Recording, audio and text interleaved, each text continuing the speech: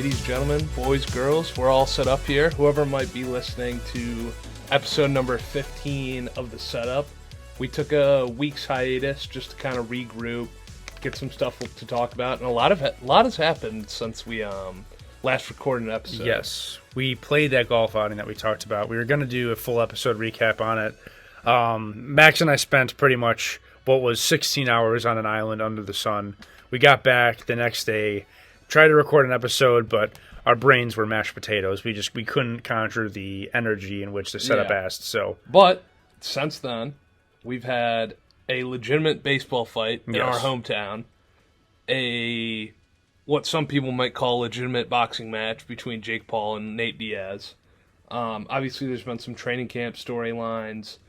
It's Tuesday, so we got a Top 3 Tuesday for you today. Mm-hmm. And we're bringing back something we did a couple weeks ago. We're going to run a fantasy draft on Sleeper today, but this time it's going to be same format as far as the teams and the roster, but this time me and Ethan are actually going to both have our own team we're going to be drafting, and the rest of the picks will be simulated outside our two teams. Yep, so it should be a good episode. We got a lot of good stuff to talk about today. So we got to start with Jose, though. Yes, we do. Oh, my goodness.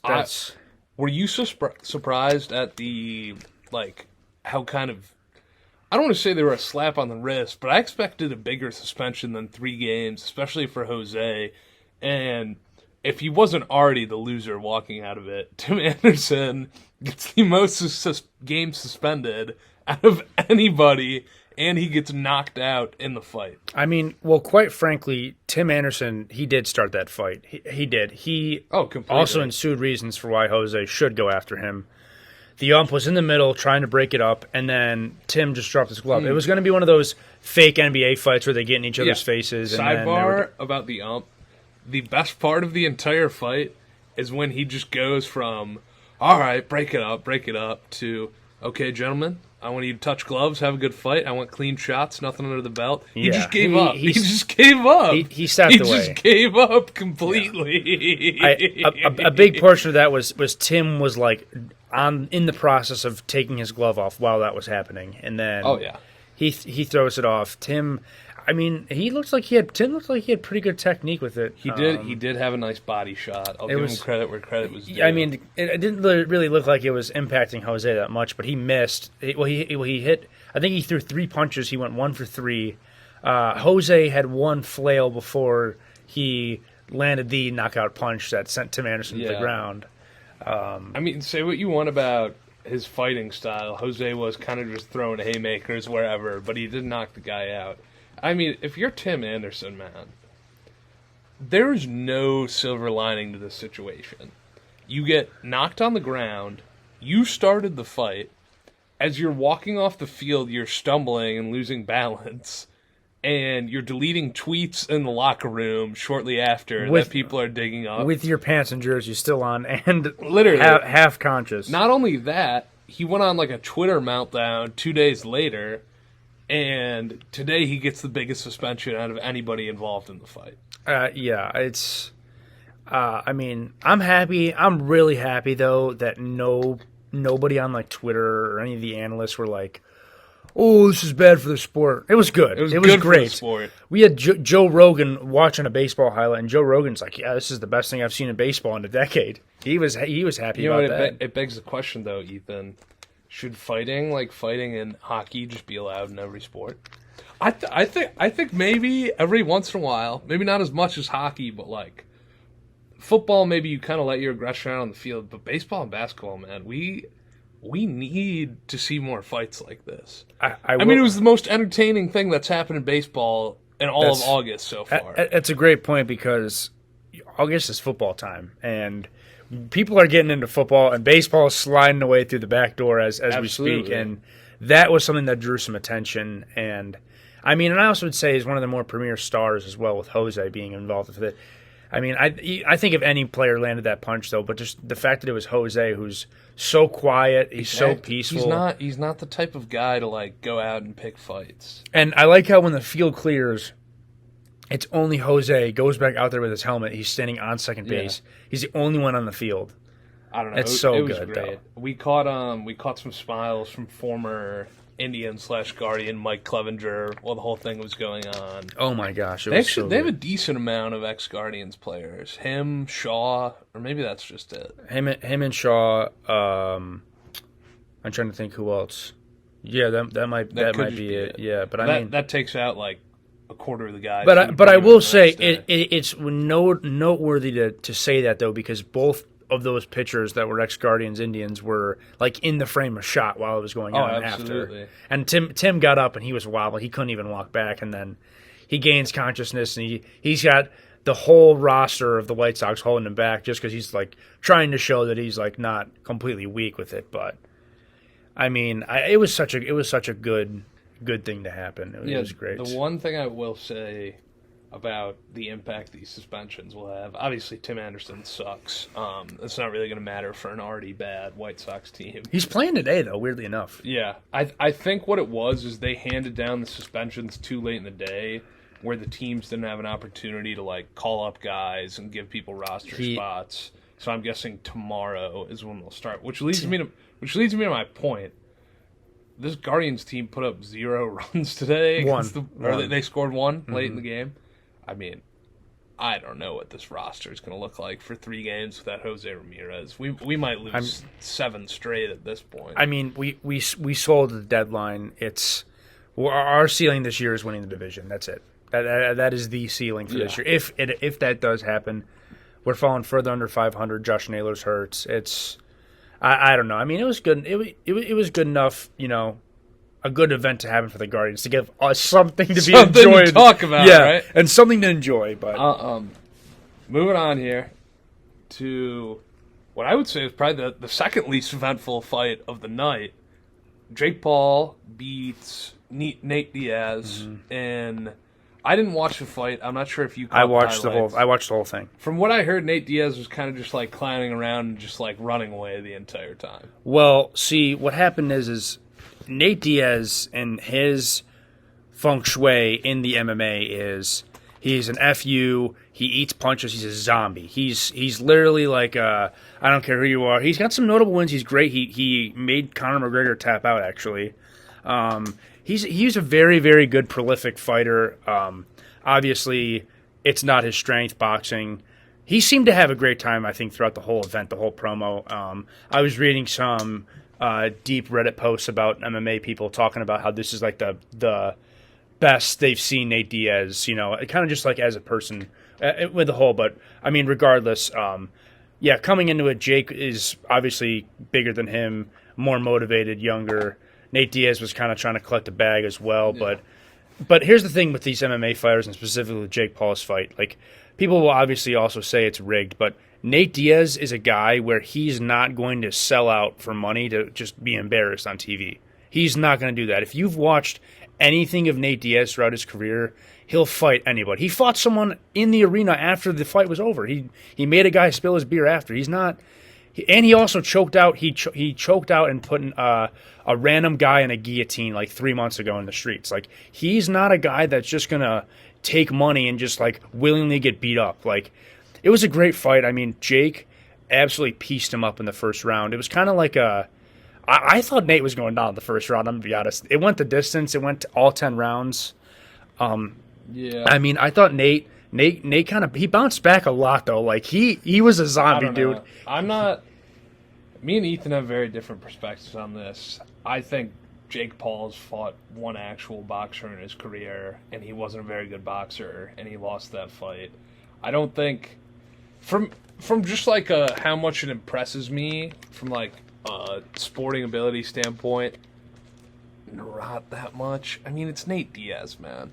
Like, I feel like with Jake Paul fans and people who are like, oh, he can be a real deal boxer, like, half the time it's like, oh, if you say this ex-UFC fighter is going to win, it's like, oh, no, that guy's old, he's not a real boxer. But then when Jake Paul wins, it's like, oh, he's an MMA fighter, he has years of fighting experience. Sometimes I just feel like it's like, pick a lane with what side you're going to be on. Because at the same time, it's like, you want to use the experience as a reason for why it's a good fight. But then some people who say that will use the same thing and say, oh, this guy's old, he's washed up, like, Jake's going to win. You know what I mean? So, like, when doubt comes, it's the same reason as when people don't want to praise him. You know what I mean? I get your point exactly what I'm saying. I personally think he's going to put on fights with people that is going to get views, and he could fight a small time amateur boxer and it won't get that many views. Like you saw that with his counterpart, and where this all road is leading. Because I'm a avid follower of this path. The road's leading towards KSI fighting him at the very end of it all. And KSI fought amateur boxers. KSI fought an amateur boxer, Michael Pineda, and he fought Swarms. It was a double-decker fight. He fought both of them on the same night. He fought Pineda, who is a real boxer, who has wins and he has losses, got shit views. No one watched it. It was terrible. It was absolutely terrible. So I'm saying this is Jake's going to go after people who are in the MMA and people who are very well known throughout that and combat sports as a whole, because you got to look at it from a whole perspective. He's not going to go after a fight with a nobody because they're not going to promote it. No one's going to want to pay attention to the fight. But if you fight Nate Diaz, who's glorified MMA fighter who everyone absolutely loves, he's coming in as an antagonist. I see your point, and maybe that point's not for me, but like I think about it this way: he fought Nate Diaz, and I didn't watch anyways. You know what I mean? And I feel like there's a lot of people in that camp too who like don't care. I feel like there's a lot of people who maybe don't take Jake Paul seriously, regardless of who he's fighting, unless he like goes out and beats like an actual established, good, credible boxer. You know what I mean? The thing is most people have a jaded perspective on it because he's not trying to go and beat the absolute gauntlet of what boxing is. That's not true. He's already said he wants to be world champ in a few years. He's varied on his opinions all the time. I just think for the way he talks about his ability and like how good of a boxer he is, his competition, what he's shown in the ring doesn't really equate to the way he talks. You gotta bless you. The thing with that is you got to pay attention to every fighter, though. Every fighter is that way. Every fighter is cocky. Jake happens to have the biggest platform. Like, have you watched Jorge Masvidal talk about in his fights? Have you watched John Jones talk? McGregor, Mayweather. But John Jones is the baddest man on the planet. But I'm saying, and Conor McGregor and Mayweather were for some time. I'm saying he's only got 8 fights in. You have to start somewhere. All of those guys were talking their crap. No one has the platform. They're all older fighters that don't really know what social media was. I mean, McGregor was probably the first one out of the whole scene that was doing that thing. Every fighter is like that. Every fighter is exactly like Jake. It just Jake has the platform that they don't. I feel like the difference is those fighters didn't come up by cherry picking like they did though. Like they did. They fought bad people to get there. Yes, but they didn't fight non-boxers or non-UFC. They fought people within their specific combat style. Jake picked this up 3 years ago, bro. Those dudes were boxing since they were 12. Canelo started when he was 8. Canelo's been that's a fair point. He's been trained. Jake's been fighting for 3 years. If like I pick up like lacrosse, I'm not going to go and try playing in like the hardest lacrosse league after 3 years. Yes, but you would think about it. Okay, that's a good point. I would say this though. If you pick up lacrosse, you're not going to go play a baseball team in lacrosse. You know what I mean? Jake Paul is a boxer, and he's fighting UFC fighters, basketball players, and YouTubers. He says he wants to be a world champ. He says he wants Canelo. He's saying 2026. It's all going to come down to that KSI fight. That's going to be the pinnacle of his career. That's what it's all leading up to. That's why KSI is fighting Tommy. He's fighting Tommy Fury.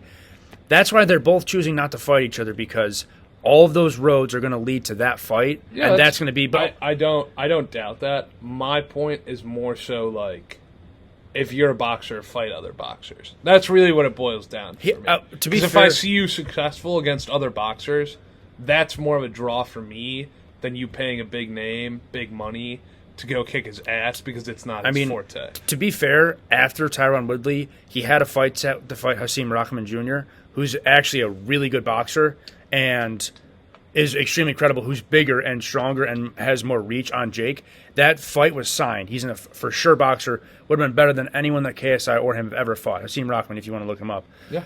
He had that fight set, and it was literally 2 weeks out before that fight happened, and Hasim Rahman dropped out after because he was nervous about it. He couldn't make weight. Yeah. He's had fights with real boxers scheduled. Most of them are just pulling out of it. I'm not saying. I get your I'm not point. saying I he get your can't point. change my mind over due time. I get your but point. as of right now, just the path he's taken and the way he's gone about it hasn't impressed me. We also have a very different perspective because we live in the town. I'm not going to say directly over, but around where Jake grew up, and he's made some. We could get to Jake Paul's childhood home in 5 minutes. Yeah, and his high school, his everything. Where like our town and stuff, everyone has had a very close eye on him kind of throughout his career, just because he's the only big one that anyone that is like he's the only big thing that's came out of this entire area. As we sit in a beautiful suburban home that looks like Jake Paul.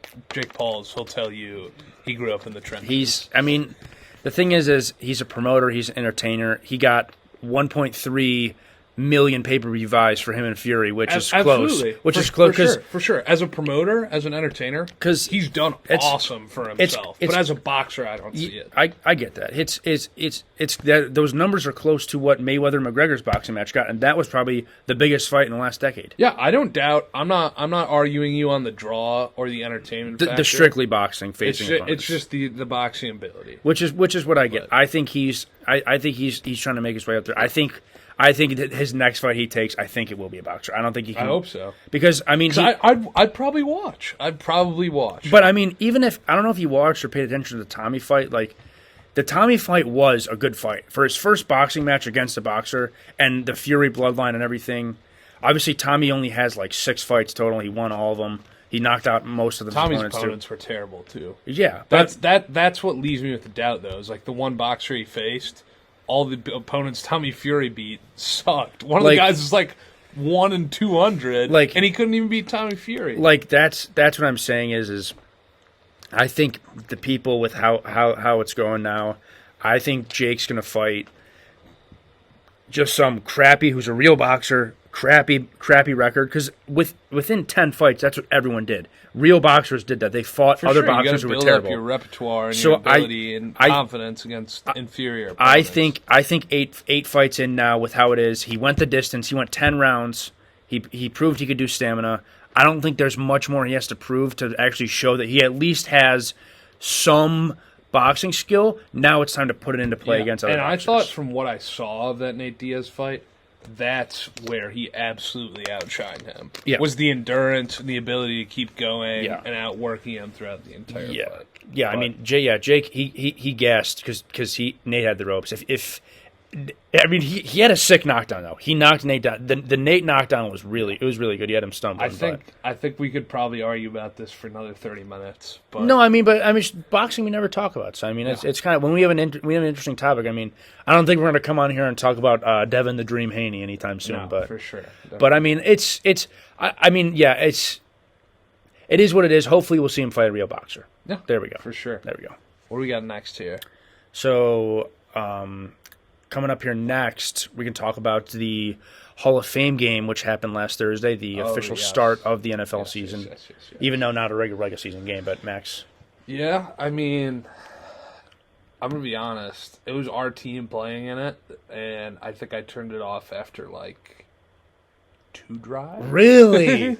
Really? DTR, I will say I watched the highlights on YouTube. DTR looked really good. Obviously, it's against 4th, 5th, 6th stringers, so there's not a lot you can make of it.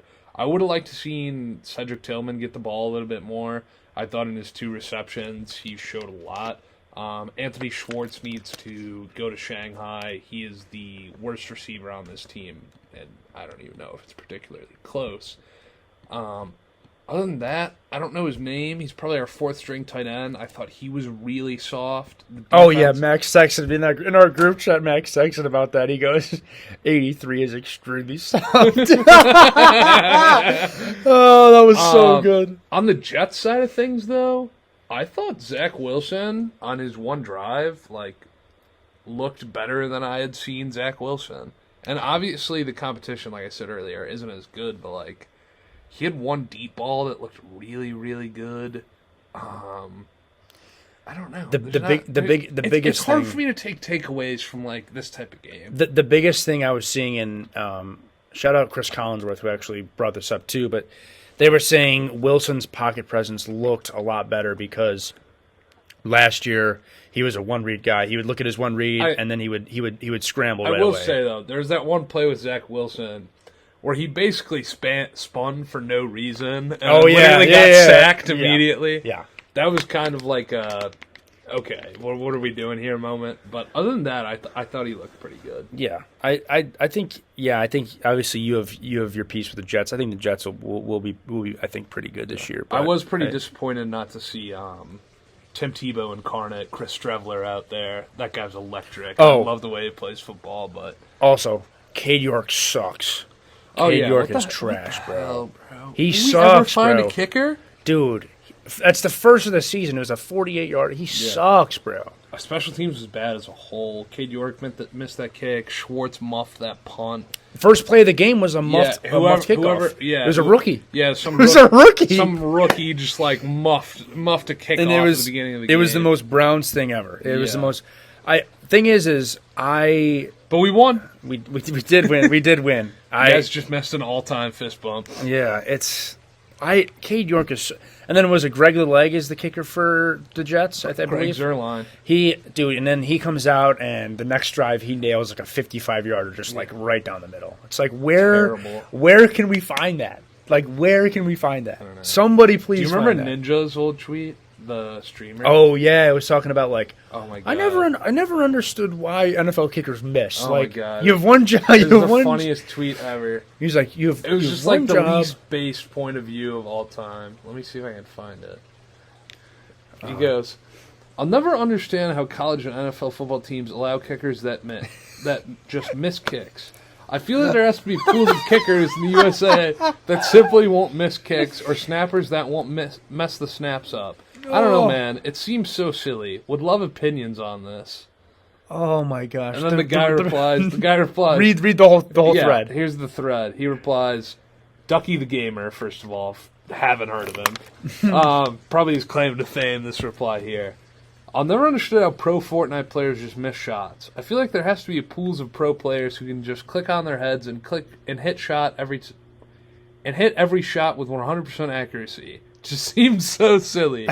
And Ninja replies, "This is the shittiest reply ever. Fortnite requires movement, editing, building, rotation, and hitting shots. There are not positions in Fortnite. A kicker's job is literally to kick. Horrible analogy, kind of embarrassing." That is just like your stereotypical older brother. Yeah. Just like so. Just he sunned him. He sunned him. Just so everybody knows, what Ninja does in Fortnite is harder than what Bobby Wagner has done on the gridiron for the last 12 seasons. Oh, it's so good. That's so good. It's just like it's like part of you sees Ninja's point, but then a part of you is just like, nah, not at all. There's so much more that goes. Yeah, there's so much more that goes into that. There's so much more. It's just the Browns have just never. That's probably all we got on the Hall of Fame game, right? Yeah. DTR did look pretty good. I mean, all right. Oh. Because obviously we're from Ohio. Did you know they built like a whole resort next to the Hall of Fame? They've been renovating it for the last decade. It's I think it's called Hall of Fame Way or something like that. Or I played at that stadium actually more than once. The facilities are really nice. 4 years straight, huh? Didn't you? Yeah. Actually, no, not freshman year. No, yeah, not freshman. Freshman year was because they were building the stadium still. But I will say one of the cool things was seeing Joe Thomas get inducted. I don't know if you watched his speech, but it was pretty nice. Yeah. Also, I said in our group chat the other day, freaking Joe Thomas took all his fat from his playing days and gave it to Darrelle Revis. And Darrelle Revis looks like the only thing he's locking down nowadays is a goddamn Golden Corral. Anyway, I think I might be the dumbest person alive. Everybody else seemed to know this, but I just found out that the Hall of Fame game is just the two most notable Hall of Fame inductees. I didn't know that either. We might be idiots, but everybody in our group chat was saying that they already knew that. Yeah, so. I did not know that at all. We might need to get Darrelle Revis on some Ozempic or whatever Charles Barkley's taking these days to lose all that weight. Anyways, We're going to hop into a 2-team fantasy draft, 12 teams, usual format, 2 running backs, 2 wide receivers, tight end, kicker, defense, QB, and some bench slots. And, all right, let's get it started. All right, so let's get this thing rolling. We're going to start the draft here. I have the 4th pick. Ethan has the 8th for those watching on YouTube right now. The CPU went McCaffrey, Eckler, Jefferson. I'm most definitely taking Jamar Chase here. Yeah, that seems like an easy one there. That's wow. Team 5's taking his dandy old time. What's going on Team here? 5 is taking his dandy old time. Making this pick. What is going on here? Let me refresh the page. Oh my gosh. Oh, there we go. It's sped up. Oh, well. Maybe X out, X back in. Oh boy. It's the far left one. No, far left. Mock draft. That one. Oh, right drafting. Yeah. Sorry, ladies and gentlemen. A little bit of technical difficulty. Okay, Ethan's on the clock here. Pick number 8. So first round went McCaffrey, Eckler, Jefferson, Chase, Hill, Robinson, Cup. So Ethan has Kelsey. Kelsey's ADP is at 5 right now. I can't pass on Kelsey. I'm taking Kelsey. I can't. I'm never a tight end. Kelsey's he's a 4th receiver. Dude, what is going on with the CPU? Oh, it's already came back. Okay, yeah, mine's refresher page. It's already came back to me. I'm picking. Oh wow. Okay. Do I want to go with the Kansas City duo of Mahomes and Kelsey? That would be a crazy stack. Mahomes and Kelsey. QB and tight end that early, though, you screw yourself out of running backs and receivers. Okay, I'm going to go. I think you should do it. Come on. I think I'm going to wait. I'm going to go with the projection pick here, but I'm going to go Garrett Wilson. Oh, I was hoping he slipped. Okay. Yeah. Well, I am going to take. Oh, this is tough. I want to take Waddle, but the running back drop off is so steep. Oh, it's terrible. I'm going Tony Pollard. No way Waddle makes it back to me. And we have another system malfunction here. Is it just like we have to refresh the page every time? Wait, did Waddle? Oh, no, Waddle did not make it back to me. Okay. Do I go Breece Hall? I'm kind of between the top 3 here. T. Higgins, Devonta Smith, Breece Hall, and that's about it. I think I need to take a receiver, just because receivers are elite receivers are so important. See, the problem is I have Chase, so I don't want to... There's 2 schools of thought here, right? It's like, if the Bengals have a bad week, I'm going to lose. But then it's also like, if Chase gets injured, I plug in Higgins, and I'm fine. And if the Bengals go off, you could get both. Yeah. But I think I'm putting too many chips in one. I wouldn't sleep on the Devontae Smith. I'm going Devonta Smith. Yeah, I wouldn't sleep on that. I love Devonta Smith there. No, that's a great. And Team 6 wants to take 4 hours to make their picks, so we're going to refresh. Yeah, sorry, ladies and gentlemen. We have to keep on. All right, back to me. I'm not trusting Breece Hall. You don't have to. Dude. No, I'm not. I might go Jahmyr Gibbs here or Kenneth Walker. I think Jahmyr Gibbs is going to be good. Like, very. See, I also think Monty might. He's so injury prone as well. Monty? Yeah, Dave Montgomery. He's going to be his backup. That's what I'm saying. Oh, okay. I thought you were talking about taking him right now. I'm like, are you insane? I don't know though. The Lions' offense seems to pass. I think you have to take a running back. I do. Dude. You're going to be starting Cam Akers. I'm going Cam Walker or Kenneth Walker. Kenneth Walker. I don't hate that pick. Hall and Gibbs went after. So. Yeah. Calvin Ridley got taken. He's one of my I really want him this year. Who? Calvin Ridley. Calvin Ridley. Yeah, that's a good pick. That's a great pick too. Okay, swinging it back to me. Not taking Keenan Allen. I might have to go. Oh, okay, I think I know who I want. All right. I think so. I mean, obviously Keenan Allen, Amari Cooper, D Hop, Terry McLaurin, DJ Moore. Those are all great picks. I mean, I don't know. It's kind of shaky. No, I mean it's kind of going to be shaky. I think I'm gonna keep it safe. I'm gonna go Aaron Jones. I just gotta lock up my two. I need RBs. a QB or running back here. I may wait on my QB. As far as running backs go, I don't hate Madison, but I think unless there's a really good. Do I wait on that running back and take Amari Cooper here? What I've realized is this year you have to draft running back early. Like you really have to draft running back. I get early. another pick in 8 picks. I'm gonna get my flex here before I get my second running back. I'm going with Amari Cooper. Okay, I like that pick. I like that pick a lot. And we're gonna refresh the page here. Yeah, I have to do that as well every time. All right, swinging it back to Max. Oh, no. Justin Fields went.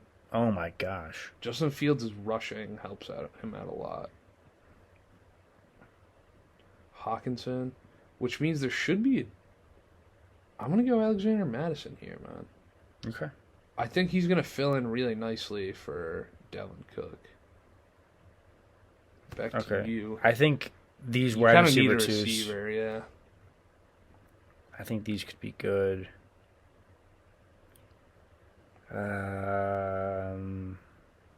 gone super wide receiver. Not many of these teams went wide receiver. Oh no, that guy's got that. Team 12 picked four wide receivers. You can't even start them all.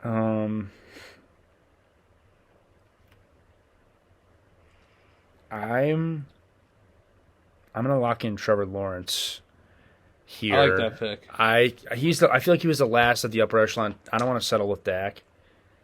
Okay, so coming back now. Okay, this is who I thought was going to be there. Okay, I like Anthony Richardson. I'm going Pittman as my wide receiver too. We'll see. Interesting. We'll see. I mean, I didn't want Hollywood Brown. It's going to be Cole McCoy. Mike Williams injury prone. Christian Kirk's a wide receiver 2. Pittman was the only wide receiver 1 left. So I mean, no, that's fair. I at that point I needed that's it. Totally fair. Yeah. I think I'm gonna take a stack here. If Amari Cooper is going to be my flex, I'm going to bank on Deshaun Watson being good this year, and he's going to be my quarterback. Okay. Even though this is not a real fantasy draft. Yeah, no, this is not. Especially with the way we're having to refresh the page here pretty frequently. We're already back on the clock to you. Oh, Rachaad White got taken. That was my guy coming back around. Here's my problem. Mike Evans has had 1,000 yards every year he's been healthy, right? Yeah. But, it's Baker Mayfield this year, man. I just don't know with him. I really just don't know. I think I need at least, a decent third running back to have some sort of backup because we don't know how good Madison's going to be. I'm going to kind of gamble on Javonte Williams coming back healthy this season, and we'll hope for the best. All right, back to me. I think I got to lock up my last receiver slot. If not, go with none of these guys are going to be good for. I'm going to go. I could think about Jordan Addison just because he's going to be, a premier guy, but I don't know if I trust it with Jettis. I'm going to go Pickens. I knew you were going to go Pickens. Yeah. I just think Kenny Pickett loves him, so I think that's a smart play there. All right, I'm back to me. I could get both receivers for the Steelers, but okay, so those guys ended up staying. Interesting. So obviously Kamara went down with a suspension. How many games is he suspended? I think it was 3. 3 games? 3 games. Okay. I don't know. I really don't know. Sometimes you just got to take a flyer. Yeah. It's late. I'm going to get another receiver. Kadarius Toney's too injured. He's already injured, dude. I know. It's just, yeah, well, you know what? Let's take a flyer on Let's go with the TCU. Let's go with Quentin Johnson. That was my pick. Let's go with if he Quentin came Johnson. back to me. We'll see how the injuries play out for those receivers. Maybe he'll leave. So this is by far my favorite rookie wide receiver here. No question, I'm taking Zay Flowers. That's a good pick. I think someone has to shine in that offense. In between how injury prone Odell and Rashad Bateman have been, he's the guy for me. I have to take a tight end here. It's Freiermuth or Njoku, and at this point I already have Watson and Cooper. So I don't want to gamble I don't want to gamble everything on the Browns playing well, as much as I'd like to manifest that, but I'm going with Pat Freiermuth. Okay. All right, I like it. Okay, back to me. Let me see what I got. Okay, I got this. Oh, there is no flex spot in this, so I mean, it'd just be in my bench, but... Oh, did I forget a flex? Yeah, it's fine. Oh, my It's fault. not a problem. We'll just pretend we have a flex. Yeah, George Pickens is my flex. I need to go in. Yeah, I kind of dug myself a little bit of a hole, only having two running backs there. Let's see. Running back. You only have Aaron Jones and Kenneth Walker. Yeah, You could take Zach Charbonnet. I'm He's not the taking handcuff. Walker's He's the there. handcuff to him. Khalil Herbert might be the RB1 in Chicago. could be. I think Damian Harris will get him and Cook will split. McKinnon's really good for PPR though. I'm not trusting Deontay Foreman. I don't know. Jerick McKinnon. Let's just go with Jerick All right. McKinnon. That works. That's fine. I'm fine with that. Patty Mahomes likes him. Your backup boss. I'm a fan of him. I'm feeling it. What are we thinking? I think I'm gonna take a depth pick in Aaron Rodgers. Fuck. That was my pick. Just so that, maybe if this is a real league, I could have some trade bait. Maybe Lawrence isn't playing as well, and whoever's playing better, I'm just gonna go with totally that. fair. Because who knows what Rodgers is gonna do? Mine's gonna be a late season. Hope he comes on. He's kind of an investment. I'm going Jameson Williams because I think even though you have those first 6 games, you're not going to get out of him. He could end up being a premier flex if he comes into his own. Yeah, no, I get that. That's fair. And then I think I'm gonna be back up here. What? Team 12 drafted 6 receivers in a row. They That's didn't even stop at crazy. 4. Their starting running backs are Samaje Perine and Khalil Herbert. Interesting. He doesn't have a quarter. Oh, he's Tua. I need a backup QB in case Watson doesn't play that well this year. And I think we saw last year with Jared Goff how consistent he was in that offense. That's good. Pick. Especially if Jameson Williams ends up being any good. I like that pick a lot. I did too. I think with where I'm at, it's not even worth taking a backup tight end here. I mean, if you have Kelsey, do you really need a backup tight end? Yeah, you're right. You're right. For that 1 week, I just picked someone up. Yeah, these dudes are drafting defense. I don't know about that one. Let's go with Foreman with Chicago. Let's see how that works. I don't hate that. Let's just see how that works. I think Khalil Herbert might get the bulk of the carries, but we'll see. Yeah. I don't know. All right, back on the clock for me. Yeah, we're going kicker here. Fuck. I'm taking the You boy. took my pick again. I'm taking the boy Carlson. You've taken my pick like 3 times. I'm Oh, taking you took it. Carlson? Yeah, he's a points machine. Oh, I thought Tucker was still available. No. All right, I gotta refresh here. You could take the boy Koo.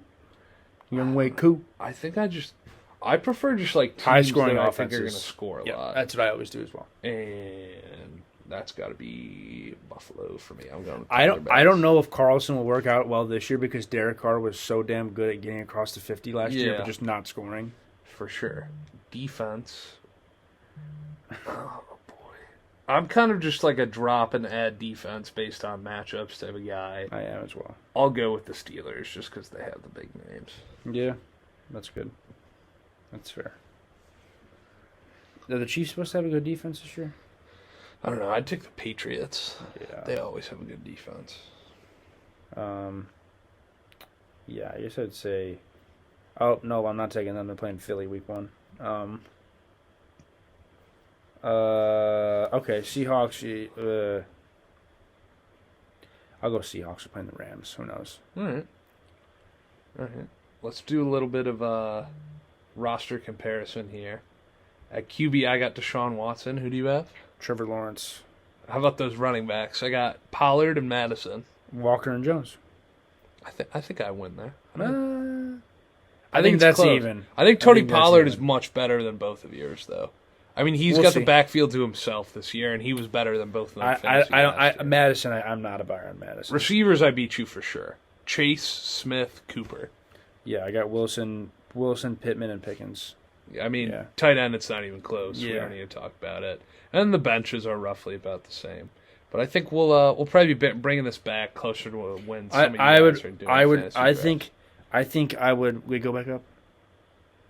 Go back up to your drafted team. Yeah. Hold on. I think. Sorry, no, just the rosters part. Yeah. Scroll down. I think. I mean, because you have to remember, this is 12 man as well. Yeah. I think there's an argument for both. I don't know. Maybe you have the edge. I'm not sure. Who knows? But We'll probably be giving updates on our actual fantasy. this is leagues. good though because Max and I are in a big 12-man league, and this gave me a little glimpse of what it's going to be like. Like you gotta pick early with some guys. For sure. You gotta get early with some dudes. But All right. Wrap it up here. We have everyone's favorite reoccurring topic.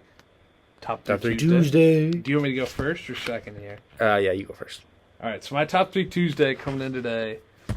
'Tis the season. Top 3 training camp cliches. Oh, that's great. Great pick. Great topic. Number 3 has to be fights at joint practices. Yes. When, for some reason, the Jags and the Texans are practicing together, and the less notable Josh Allen and Dalton Schultz get into a fist fight for absolutely no reason. There was Redskins and the Texans with D-Hop and the And Josh Norman? D'Angelo Hall. Oh, D'Angelo Hall. That's Yeah, right. and D-Hop said the famous I fear God. Yeah. Yep. There it is. Number 2, I have when some hometown reporter puts out the headline, X player is in the best shape of his life, and then it becomes something that they'll talk about on Get Up or First Take for 20 minutes. I think they've said it about Leonard Fournette. They say it about Zeke basically every year after he spends 2 months in Cancun. Debo, they're saying this year he's in the best shape of his life. So Yep. watch out for Debo. And then I'm pretty sure they said it a few times when Baker was playing quarterback in Cleveland. He looks a little bit more mobile this year. Yeah, and then number 1 has to be the random / undrafted guy who's been making a bunch of plays, and you hear about it from your local beat reporter staff or whatever newspaper covers your team. Last year for the Browns, it was Michael Woods III. I think we've had Terrence West was one of those guys back in the day too. Damon Giuseppe. Yeah, David Cajuste as well. Oh, He used yeah, to be yeah, former yeah, tight yeah, end yeah. on Hard Knocks. Yeah, So good one. Yeah, I felt like this top 3 Did- Tuesday fit the what's going on around. Did sports. Corey Coleman have a good training camp? I feel like No, Corey Coleman was terrible. always dude. terrible. Well, the more you know. Okay, going through my top 3 Tuesday, my topic is interesting. My top 3 Tuesday is hater bandwagons, if that makes sense. Let me explain. It is you don't particularly have a reason to dislike this person, but everyone else dislikes this person and throws hate towards them. So then you're kind of just like, yeah, in Me a way, I agree. specifically or everyone? Everyone. Oh. This is a general public. Okay. Number 3, he was. We gave him big talk earlier. Jake Paul. I don't need to go into that. Yeah. I don't need to necessarily go into that. We talked. I said my piece about that one. Number 2, I'm going with Kanye West. I think people have tended to throw Kanye a lot of hate outside of his fans, specifically the last few years. I, for one, was a hater of Kanye for a little bit until I actually started listening to his music, learning more about his life, everything of that sort. I just think he's naturally just hated upon for his opinions and what he chooses to say and thinks about the world. He kind of looks at he looks at the world very differently than what most people do. Kanye's got a great history with just the impact he's had on those people close to him as well. I just think Kanye's just not worth getting hated on. I mean, he's a great guy. I really don't see an issue in why people have to hate on him just because he might, as people say, is crazy. But I mean, well, also the anti-Semitism. There's that too. He was not in the right mindset with that, but that's besides the point. That's besides the point. Number one, this is pretty easy. Could you guess, Max? Draymond Green? No. LeBron? Yes. Yes, LeBron for sure. Mickey, LeBron James, Le Bum. Greatest athlete from an off-the-court perspective, I think, ever. That was in the limelight. He's just such a great guy. He has his own school. He donates to charities. He's never slipped up off the court. He's a great guy on the court, off the court as well. He just gets so much hate for no reason. It's just the constant comparison with Jordan is why people hate on him, and it's not necessarily his fault. Kudos to him for being able to go through that too throughout his whole entire life. But I mean, it's just so fun to hate on LeBron, even if you don't even have a reason. Like, one of my best friends absolutely just hates LeBron and calls him Le Bum just for no reason all the time. Constant antics with him. Just, he's never done anything personally towards LeBron. Or LeBron's never done anything, against him, even if he was like a fan or whatnot. But, I mean, it is what it is. I just think there's a lot of athletes and people in the limelight that just get like hate just because it's fun for them. Like, just because everyone else agrees, and then you chime in your opinion, even if you have no kind of malice towards the person for any specific reason. But kind of a different top 3 Tuesday, for sure. I like the topic as I've done snow days and car trips is my other top 3 Tuesdays. No, I liked it a lot. Changing it up a little bit here, but yeah, I mean, that's all I got for you. So yeah, I think that's just about all we got here for episode number 15. It was an eventful one for sure. A good one, too, I thought. I liked today's episode. Yeah, me as well. And we'll see you guys back for number 16.